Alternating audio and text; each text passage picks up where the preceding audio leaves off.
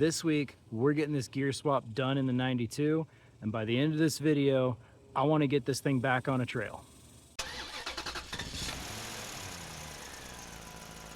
Now, hopefully this is just as exciting for everyone else as it is for me. I've had these gears in my possession for a couple of years and just have not had the time to get them installed. So let's get to this. Let's get it done. Let's get this Jeep back on a trail and see how much of a difference these make. All right, getting the Dana 30 cleaned up, going through some stuff, and I noticed something on here. Now, typically, these main caps on each side, when you take this apart, you don't want to get them mixed up. You don't want to get them turned over.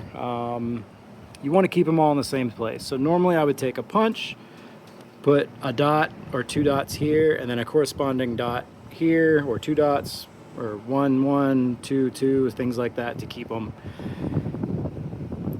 determine which one's which. But I don't know if this is factory or if someone's been in here before, but I just noticed right here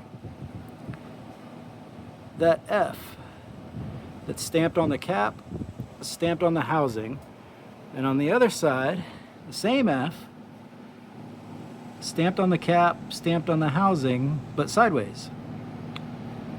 So that's a little bit of silicone from the gasket that the seal that they put on it before. So I'm guessing someone's been in here before, but otherwise everything in here is looking pretty good. So on the Dana 30, if you're aware or not, with the gear installs, there are two different sizes of carrier. The carrier being this part right here that holds the ring gear and spider gears and whatnot. This one is a 355. No, I'm sorry. This is a 307. I don't know the exact gear ratios, but I know the most common one's 307 or 355 if you have a manual or an automatic. There is a carrier for up to 355. We are going to 456s, so we have to have a larger carrier. That's what this is. So this is the 410 to 5 something. I can't remember exactly. Used parts, as well as a lunchbox style locker. Also used parts. Now there are thousands of videos and how-tos that are way more detailed on doing gear sets. This is only the third one I've done, so I've done my research. You should too. Or if you got the money, hire a shop to do it, because honestly it kind of sucks. You put it together, measure everything, take it apart, put it together, measure everything, take it apart, put it back together, measure everything, and then you're going to take it apart again and then put it back together and measure everything. It's just repetitive until you get everything just right, and I'll see what I can do as far as filming most of it.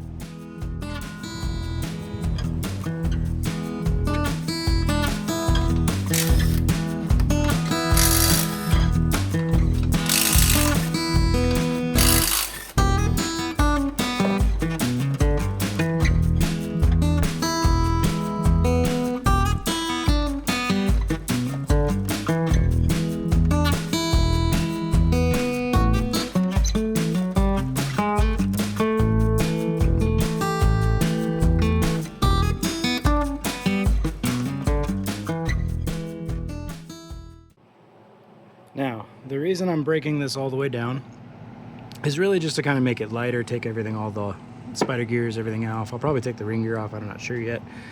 We're not going to use any of this. However, in between this bearing and the carrier is a shim. And part of setting the backlash and the spacing, everything for your gears are these shims. Now, when you go to set this up, there's the best place to start for your housing is whatever was in it previously. So we're going to see what shims are in here and match that when we go to put the new one together as a starting place to start getting this gear set figured out.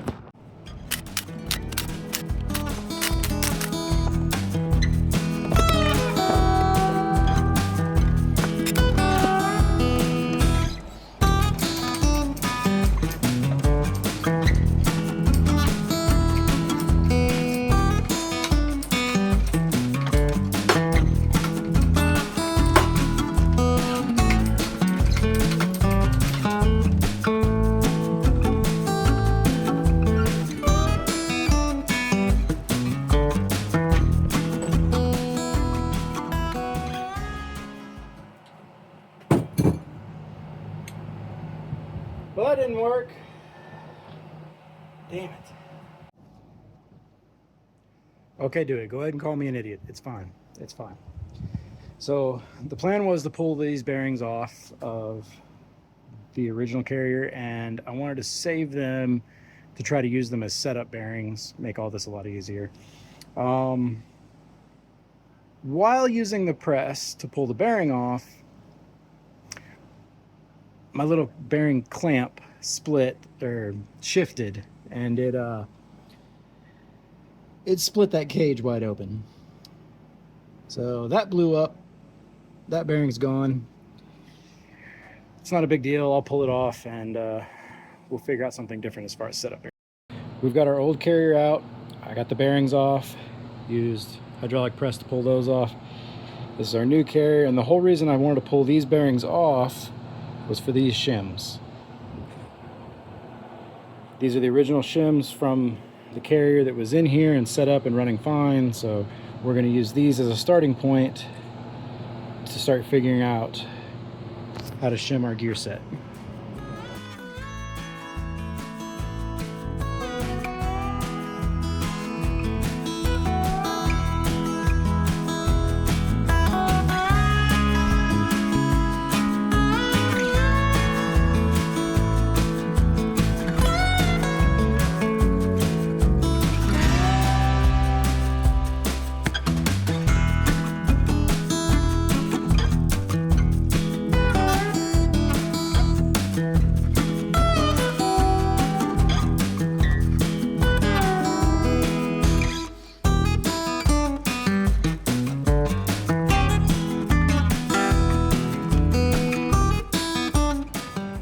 Okay, I have taken this thing apart and put it back together several times. We're trying to set backlash right now.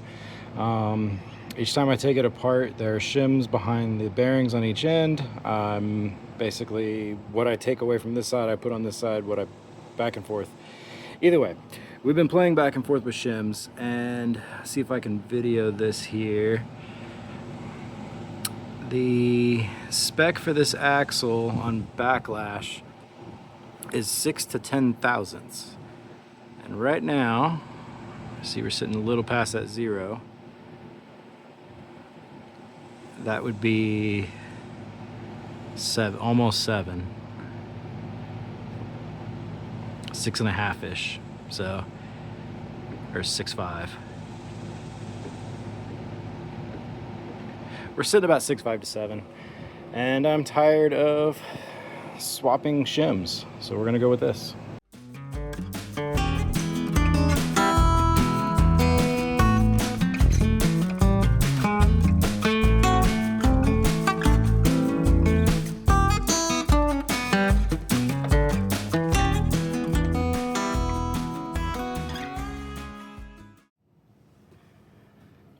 Just ran our first pattern without diving too deep on that. Essentially, pinion is way too shallow. We need to increase pinion depth a little bit, which means take it all apart and do it again.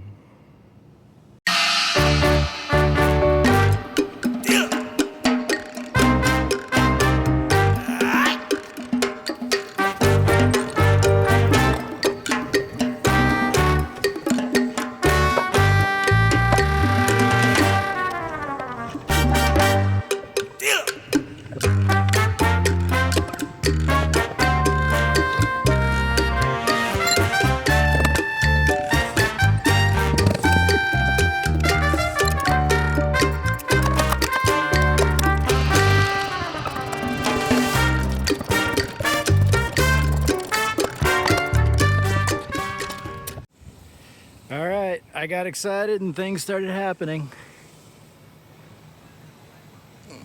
Front end is in. Still got to fill up the diff with some fluid, but our front end is in. Now let's do the back.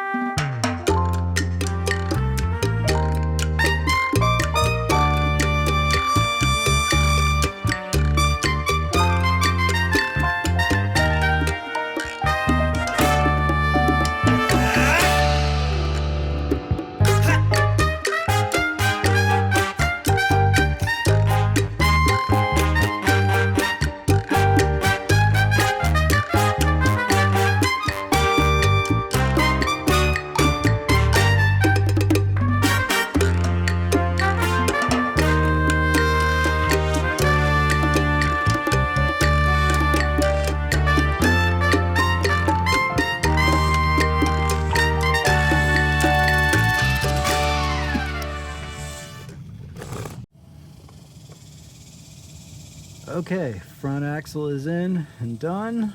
Rear axle is installed. We got our gear swaps in, locker in the front. This is a limited slip rear. Last step before we can take this out and test it is I got to do some brake lines. One thing I did on this rear axle, which we haven't actually talked about yet, it has disc brake swap from a Jeep Liberty. So this is a Chrysler 8 1/4 from a 2001 two-wheel drive Cherokee, 2004 Jeep Liberty, backing plates, disc brakes, parking brake, all that.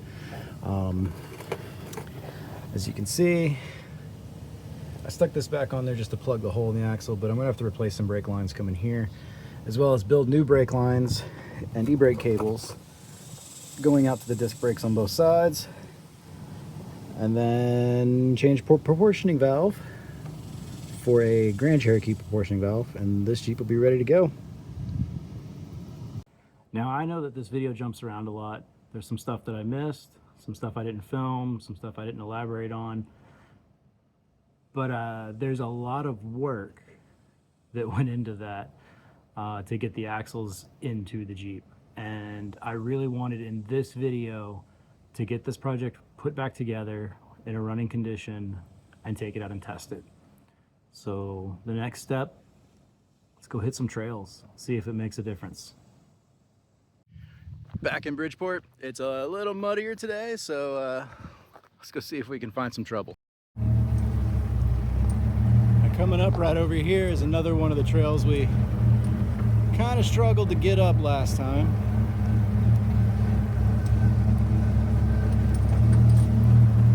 Let's see if we made any improvements. Should have at least brought a cameraman.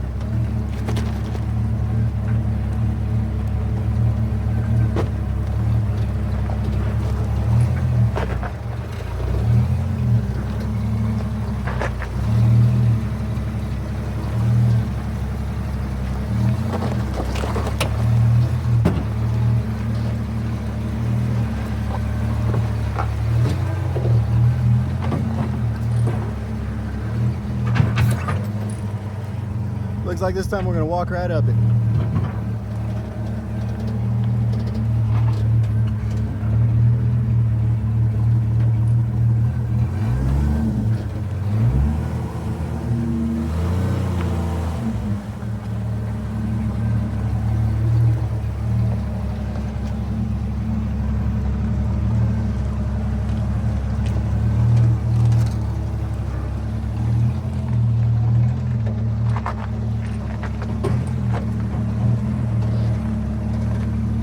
How's that for a bit of a view?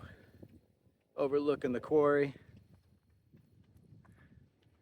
Sitting up on a rock. My ankle's still not 100%, so of course walking around on rocks and everything doesn't exactly help, but it'll be all right. You gotta mall crawl it sometimes. You just gotta park on a rock because you found one. That's all it is. But I love it out here. I really do.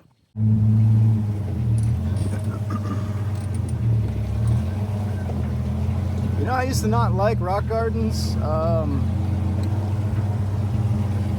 honestly it's kind of becoming more of what I like. Some technical driving, some picking lines.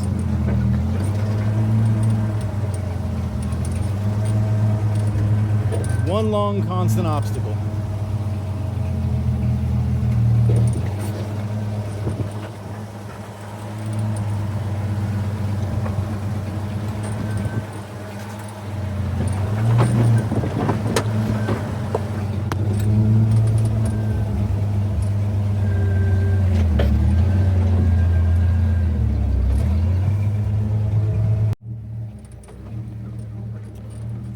Also playing out here in this little rock garden. This simple trail rig we're building out of this one is fun. One thing I'm gonna throw out there is I do have a buggy build planned, and This is the kind of stuff that makes me want to finish that buggy, but we'll get to that soon.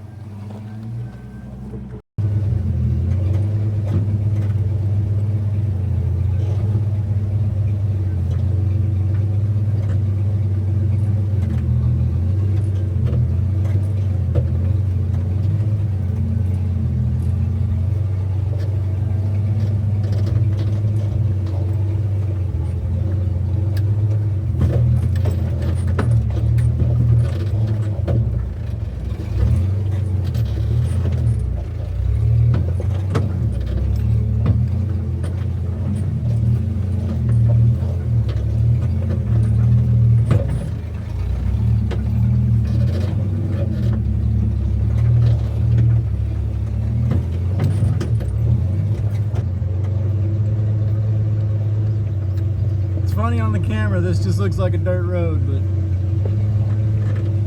we're actually going pretty vertical here. It's a little steep.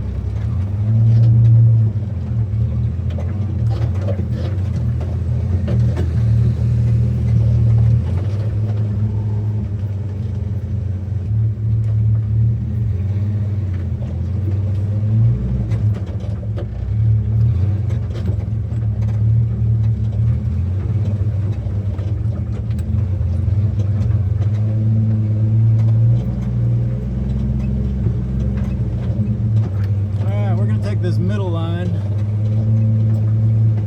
Hell, it looks like there's 5 different lines, honestly.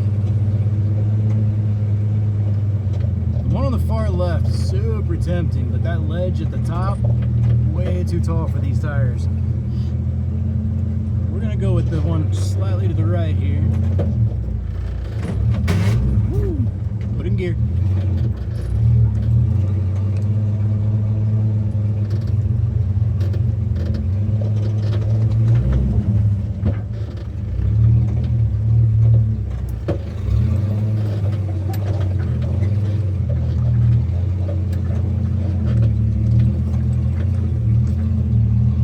Just crawling it.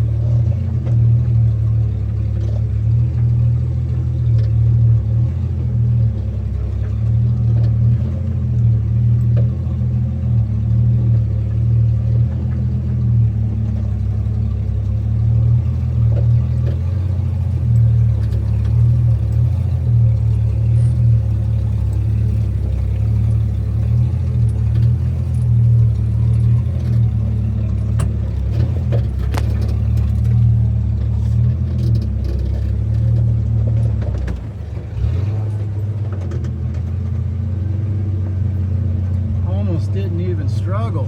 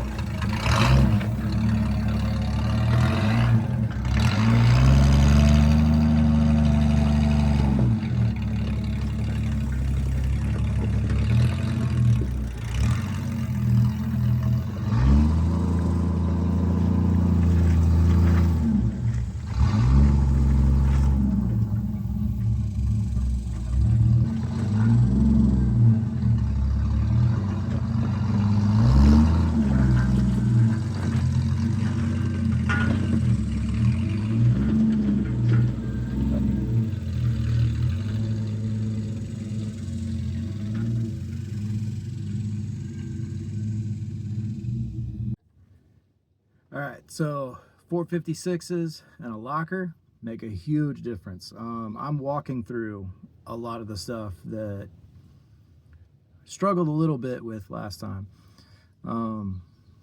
Being out here by myself, I don't want to try too much right now. We're just out here getting a feel for it. I'm mostly sticking to the main roads, hitting small little trails, offshoots, things like that. A few obstacles that I know I struggled with last time, but that's okay. I'm not completely alone. There are a lot of people in the park. If I were to break anything, I've got a way out. There's plenty of people around here. Most everyone is friendly enough. They want to help. I stopped a little while ago to check on somebody else who was sitting there with their hood up. They didn't need a tow back. They said they were okay. But the biggest takeaway from this whole thing is, if this is something you want to do, go do it. Find a cheap vehicle, a Jeep, Toyota, Ford, whatever you can find, anything four-wheel drive. There's stuff out there you can hit, you can play with, and build up from there. Just go do it.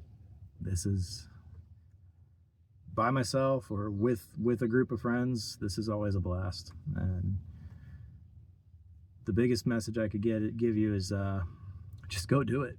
So I'm JB. This is Texas Trail Rigs.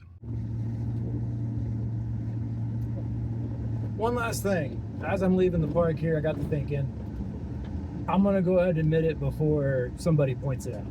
Today I made the two biggest mistakes you can make off-roading. I didn't bring anybody with me, and I didn't bring any snacks. I'm going to go get some lunch and then head home.